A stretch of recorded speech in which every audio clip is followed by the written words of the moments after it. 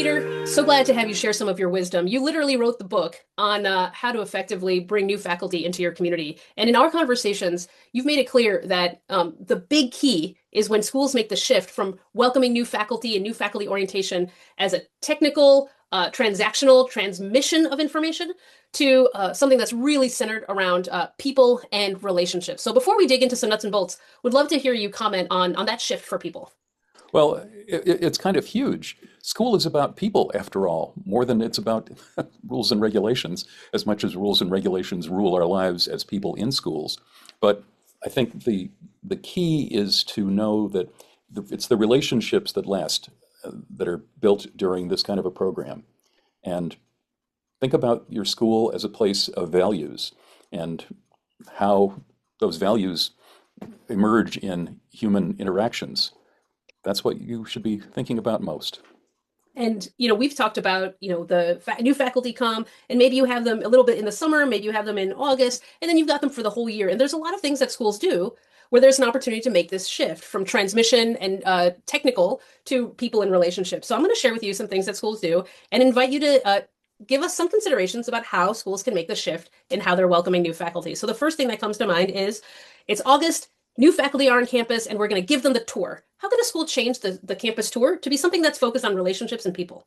Well, think of the campus tour as not being about here's where this happens, here's where that happens, here's where this happens, but think about it as being an opportunity to introduce people to one another. You're not going to build great immediate relationships if you just let the business office staff and the new faculty sort of exchange questions and answers. But you will have turned the business office into a place where people are working on behalf of the teachers, and teachers who are working in a context where they're trying to make life easy for the people in the business office, or dining services, whatever it might be. Use those tours as a chance for people to get to know people, not just to know that, oh yeah, the kitchen's in behind that place in the dining room where the washing dishwashers are. Yeah.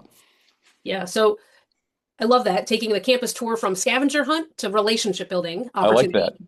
that. And then how about mentors? A lot of schools are thinking about putting mentors together and making mentor pairings. How would you help a school think about going from a transactional approach to mentorship to a relational approach? Well, I think the one thing to do is to find the people in your school who want to be mentors. And perhaps you might need to do a little recruiting or a little selling of the idea of mentorship to build your pool of potential mentor recruits.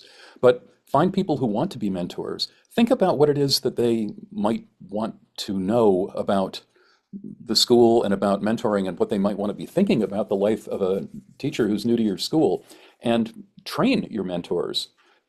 Not just on here are the rules that people need to know, but here are the ways to build relationships.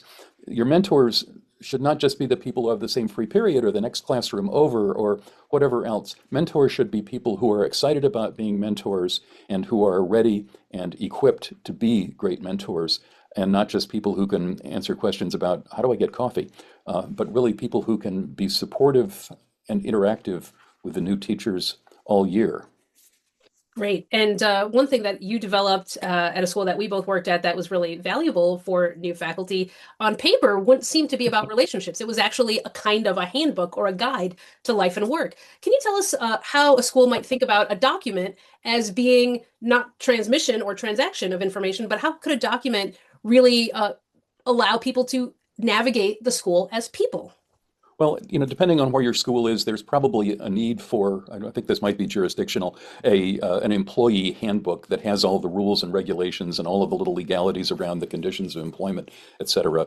But I think the Teacher's Guide to Life and Work, which is what we called it at our school, should really be about the life of people who are in the school, the life and work of teachers and other members of the staff, focusing on how things get done, talking about things like the calendar, walk through the calendar. What are the unwritten rules at the school? What are some suggestions, some general principles around things like curriculum design, around homework design and homework assigning? What are some best practices in communicating with families, in writing comments and arranging conferences? What are the special goals of the school? What are the special goals of each division in the school? And remembering too in this and in other things that teachers don't have just one role in a school. Most teachers in independent schools are also doing some advising. They might be doing coaching. They might have res life uh, responsibilities. They might be working to help out with they do the lighting for the spring play or whatever it might be. But how these parts of one's work are also opportunities to build relationships with colleagues and with students. Those are the things that I think are really important. But again, think about the lived experience of being a teacher at your school. You So know, what I'm hearing you say, Peter, is that while many schools would have a technical handbook, sort of the do's and don'ts, mhm. having a different guide document, not only about the what you can and can't do and the policies, but sort of how you navigate the way we do it here is Mhm. super helpful as people are navigating being people.